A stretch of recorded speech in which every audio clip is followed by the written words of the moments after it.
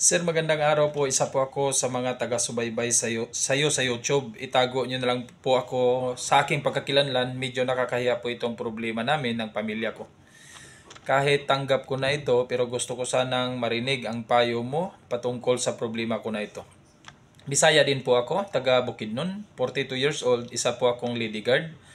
At may kinakasama din po akong 34 years old na isa ding gwardya.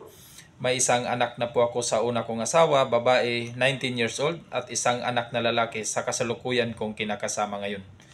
Ang problema ko po ngayon, nabuntis ng kinakasama ko ang aking anak. 7 months na po ang tiyan ng anak ko ngayon. Sobrang nahihirapan po ako nung nalaman ko ang pangyayari. Pero huli na ang lahat, pinili ko na lang natanggapin ang mga pangyayari dahil naawa din ako sa anak naming lalaki. Hindi ko na lang inalam kung paano nangyari sa kanila yon, Kuya Ting, dahil wala namang silbi kung malalaman ko pa. At aminado din ako, Kuya Ting, na mahal ko yung mister ko ngayon dahil wala naman sanang bisyo ito. Trabaho, bahay lang, ayaw ko din sanang maghiwalay din kami. Kaya pinilit ko na lang tinanggap kahit masakit habang hinihintay ko na manganak ang aking anak at kunin ko na lang yung apo ko bago ko palayasin ang aking anak. Alam ko po nakakahiya po ito. Sana mabasa nyo ito, Kuya Ting. Salamat. Yes, ma'am. Magandang araw din po sa iyo. Tawagin na lang po kitang Ma'am Lina. Ma'am, bago ko po umpisahan ang maging payo ko sa iyo sa problema mo na ito, pasalamatan ko muna ang lahat ng mga bago at dating subscribers. Maraming salamat po sa inyong lahat. Salamat sa walang sawang suporta. Mag-ingat po kayo palagi.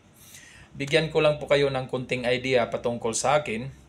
Bago pa man nauso ang ganitong platform sa social media, gawain ko na po ang magbibigay ng advice sa isang tao sa kahit anong klaseng problema personal.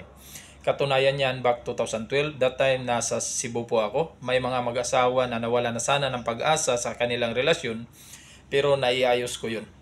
At hindi lang yan, nasubukan ko na rin mag-advise ng isang babae na muntikan ng kitilin ang sariling buhay. Dito naman yan nangyayari sa Maynila.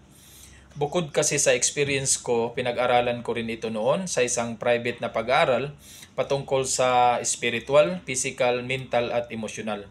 Kung paano mag-handle ng isang tao sa kahit anong klaseng emosyon. Okay? Para may idea lang po kayo sa akin. So balikan natin yung problema ni Ma'am Lina. Ma'am Lina, pinapakita mo lang na mahal mo talaga itong kinakasama mo ngayon ayon dito sa sinasabi mo. Hindi na ito nakakagulat, ma'am, dahil napakarami na pong ganitong pangyayari. Ma'am, sigurado po ako, hindi mo magugustuhan ang magiging payo ko sa iyo. Ang nangyayari sa anak mo at sa kinakasama mo ay hindi po aksidente. Tulad ng sabi mo, hindi mo na inalam kung paano ito nangyari sa kanila dahil wala ring saysay kung malaman mo. Pero para sa akin, mahalaga sana yon. Baka nagkaroon ng sapilitan, kaya nangyari yun. Kumbaga pinilit ang anak mo o di kaya dinadaan sa alak. Para hindi ko sana isipin na gusto din ng anak mo, kaya nangyayari ito. Remember po, 34 years old lang po yung lalaki. Pwede kasing pinag-usapan nila ito at sadyang gusto din nila ang isa't isa. Kaya nagawa nila ito. Alam mo, ma'am, nakakalungkot lang. 4 kayo na naging biktima dito sa ginagawa ng taong ito. Kaya hindi ako agree sa nagiging desisyon mo, ma'am. Kung totoong mahal mo ang mga anak mo at magiging apo mo, gusto ko magising ka sa katotohanan na hindi ito ang tamang lalaki para sa inyo. Umalis kayo dyan, iwanan mo ang lalaki na yan, bata ka pa, ma'am, makakakita ka pa ng lalaking matino. Kaya mo pang maiayos ang buhay mo at ang buhay ng anak mo, lalo na itong babae. Dahil naniniwala ako na isa siyang biktima sa sitwasyon. Kaya nasabi mong mabait ang lalaking ito dahil kailangan niya itong gawin dahil may plano siya sa anak mo. Tulad ng sabi ko sa iyo, ma'am, na hindi mo talaga magugustuhan itong payo ko dahil kontra ito sa desisyon mo ngayon. Pero ganun pa man, wala akong magagawa kung anuman ang magiging desisyon mo dahil buhay mo yan. Pero dahil humingi ka ng opinion ko o payo ko, doon ako sa tama.